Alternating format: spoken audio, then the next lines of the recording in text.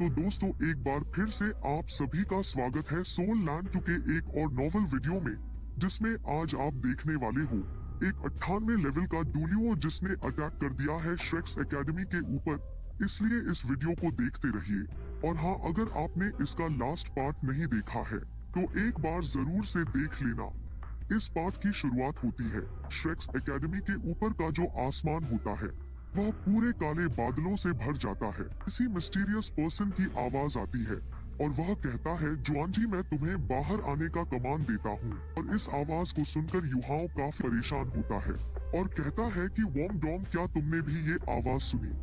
और इस आवाज को सुनकर हेडमास्टर यान के होश उड़ गए होते हैं और अब इन्हें भी काफी ज्यादा चिंता होने लगती है और ये कहते हैं कि ये बिल्कुल भी अच्छा नहीं हो रहा है।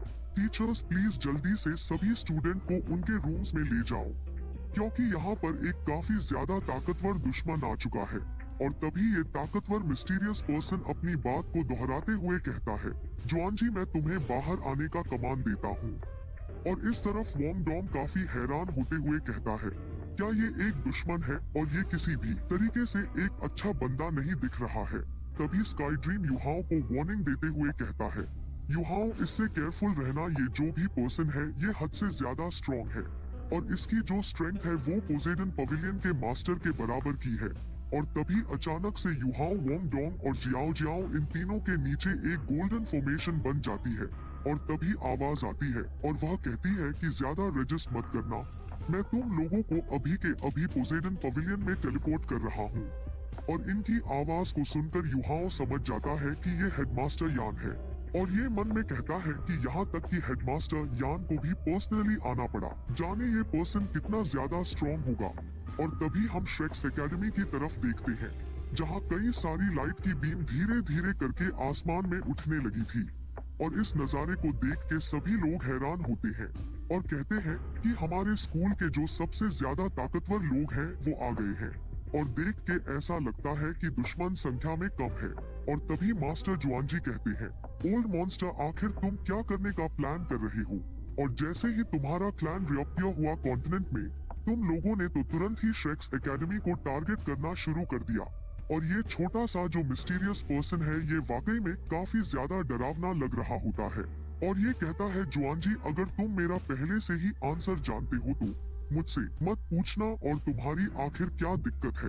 मास्टर जुआनजी कहते हैं, मैंने तो बस उन छोटे मोटे खरगोश को बस एक छोटा सा ही सबक सिखाया था। और अगर मैं तुम्हारे स्टेटस के बारे में नहीं सोचता तो क्या तुम्हें सच में लगता है कि वो जिंदा घर लौट पाते? तो ये बंदा गुस्से से कहता है, बेकार की बकवास मत करो। एक तो तुमने मेरे आदमी को जख्मी किया और ऊपर से तुम अपने इन करतूत को छिपा रहे हो। और फिर ये काफी गुस्से से अपनी काफी ज्यादा पावर्स रिलीज करने लगता है और ये पहले के मुकाबले काफी बड़ा और ताकतवर हो जाता है। और ये कहता है, मैं खुद देखना चाहूंगा कि आखिर तुम्हारा ये कॉन्फिडेंस कहाँ से आ रहा है और मैं इस मसले को नहीं जाने दूंगा। और इस सीन को देख के सभी स्टूडेंट्स काफी हैरान होते हैं और कहते हैं कि देखो तो कि वह जो छोटा सा बच्चा था वो अचानक से कितना बड़ा हो गया है। और तो और देखो कि उसके पास 9 स्पिरिट रिंग्स है। और दाबूसी को गौर से देखने के बाद जुआनजी मन में कहते हैं, इसने अपनी स्पिरिट एबिलिटी की रिंग्स को कंट्रोल करके रखा है और ऐसा दिखता है कि इसका प्लान एक खतरनाक जंग शुरू करने का नहीं है। दाबूसी अटैक करते हुए हंसते हुए कहता है, जुआनजी आ जाओ। और वैसे भी मैं काफी लंबे समय से इतने ज्यादा स्ट्रॉन्ग अपोनेंट के खिलाफ नहीं गया हूँ, तो मैं उम्मीद करता हूँ कि तुम मुझे डिसअपॉइंट नहीं करोगे। तो मास्टर जुआनजी भी इसके ऊपर अटैक करते हुए कहते हैं कि मैं भी तुम जैसे पागल कमीने के साथ खेलना चाहूंगा। और फिर ये दोनों एक दूसरे के ऊपर अटैक कर देते हैं, जिस वजह से इनका काफी तगड़ा क्लैश होता है और काफी ज्यादा एनर्जी रिलीज होती है, जिसे देख के सभी लोगों के काफी तगड़े वाले होश उड़ जाते हैं। और युहाओ कहता है, क्या एक ग्रैंड सोल मास्टर की ये स्ट्रेंथ होती है? तभी यहाँ पर ग्रेट मास्टर मुयेन भी आ जाते हैं और ये कहते हैं, स्पिरिट ट्रांसफॉर्मेशन जितना सिंपल होता है ये उतना सिंपल नहीं है।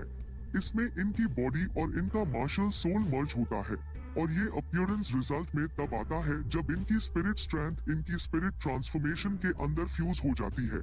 लेकिन वह जो बंदा दाबूसी है उसका मार्शल सोल वह खुद है। और इस चीज को सुनकर युहाओ काफी चौंक जाता है और कहता है कि मतलब कि वो बॉडी सेट से है। तो इसका मतलब तो ये हुआ तो ग्रेट मास्टर मु येन कहते हैं, हाँ तुम बिल्कुल सही सोच रहे हो, वो यहाँ पर तुम्हारे लिए ही आया है। लेकिन मुझे ये भी लगता है कि वो यहाँ पर किसी और वजह से भी आया है। युहाओ, मैं तुमसे सच्चाई नहीं छिपाना चाहता हूँ। इन बॉडी सेक्ट की जो रिसर्च बॉडी स्पिरिट है वो बाकी किसी से भी हाइट टायर की है, और उनके पास डेफिनेटली रास्ता होगा तुम्हारी स्पिरिट एजेंट को रियोवेक करने का। और अगर तुम यहाँ से जाके उन्हें फॉलो करना चूज करते हो तो श्रेक्स एकेडमी इस चीज का तुम्हें दोष नहीं देगी। और तुम कोई सा भी रास्ता क्यों ना चूज करो, तुम्हें मुझे अपना डिसीजन बताना होगा, जिसके बाद ही हम डिसाइड कर पाएंगे कि बॉडी सेक्ट के साथ कैसे नेगोशिएट करना है।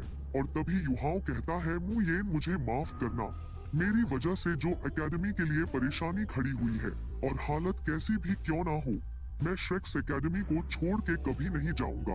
और मैं श्रेक्स 7 डेविल्स में से एक हूँ, इसलिए मैं श्रेक्स एकेडमी का हमेशा एक स्टूडेंट रहूंगा। और इससे भी ज्यादा इम्पोर्टेंट ये है कि मैं तांग सेक्ट का डिसाइपल हूँ, और श्रेक्स एकेडमी और तांग सेक्ट के अलावा मैं किसी और दूसरी जगह को ज्वाइन नहीं करने वाला हूँ। और युहाओं की इन बातों को सुनकर मु येन इसे गुड बॉय कहते हैं। और इस तरफ हम देखते हैं कि दाबूसी ने एक काफी खतरनाक अटैक तैयार कर लिया होता है, और ये हंसते हुए कहता है, जुआनजी वैसे तो मैं काफी लंबे समय से तुमसे नहीं मिला हूँ, लेकिन मुझे लगता है कि तुमने काफी मुश्किल से ही थोड़ा बहुत ही इम्प्रूव किया है। जिस पर जुआनजी कहते हैं, ओल्ड मॉन्स्टर तुम एक नंबर के पागल हो। और दाबूसी काफी बड़ी एनर्जी बॉल को कॉम्प्रेस करके अपने हाथ में ले आता है। इविल मास्टर अपनी इस कॉम्प्रेस एनर्जी बॉल से जुआनजी के ऊपर अटैक कर देता है। और इस चीज को देख के जुआनजी अपने अटैक को तैयार करते हुए मन में कहते हैं, असल में तुमने स्पेशल कंप्रेशन को इस्तेमाल करने की हिम्मत की।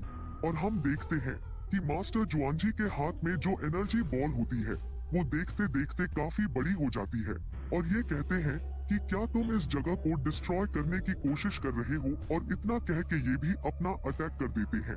और जैसे इन दोनों का ये अटैक टकराता है और यहाँ काफी ज्यादा एनर्जी रिलीज होती है, और इस चीज को देख के दाबूसी खुश होते हुए कहता है, क्या तुम इस तरीके से इसे रोकने की कोशिश कर रहे हो, तो बेशक तुम आगे बढ़कर कोशिश कर सकते हो, और तुम सच में मेरे अपोनेंट बनने के काबिल हो, लेकिन तुम कुछ भूल गए हो। और तभी जुआनजी इसकी बात को काटते हुए और इसका मजाक उड़ाते हुए कहते हैं, मैं तो ये भूल ही गया था कि तुम तो मुझसे भी ज्यादा बूढ़े हो। और चारों तरफ यही कहा जा रहा है कि ये ओल्ड मॉन्स्टर अभी तक क्यों नहीं मरा। तो दोस्तों, इसी के साथ आज का ये पार्ट खत्म होता है। अगर आपने अभी तक इस चैनल को सब्सक्राइब नहीं किया है तो प्लीज कर लो।